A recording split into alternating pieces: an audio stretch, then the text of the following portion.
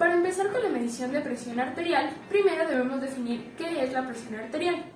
Pues bien, la presión arterial va a ser la fuerza que ejerce la sangre contra las paredes de nuestras arterias.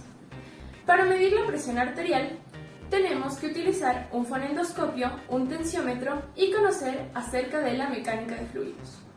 Debido a que la sangre normalmente recorre por nuestras arterias con un flujo laminar, es decir, en línea recta.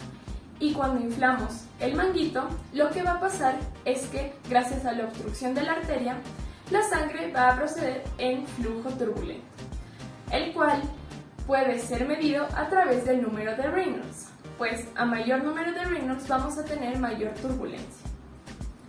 Ahora, para medir bien la presión arterial, debemos desinflar progresivamente el manguito y esto lo que va a causar es que el flujo turbulento producido dentro de la arteria vuelva a restablecerse a flujo laminar.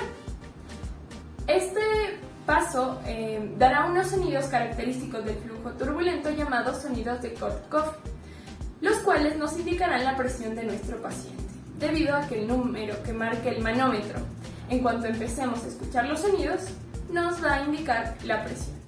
Para proceder con la toma de tensión del paciente, vamos a ver que sus piernas estén en un ángulo de 90 grados y que su mano esté en pronación.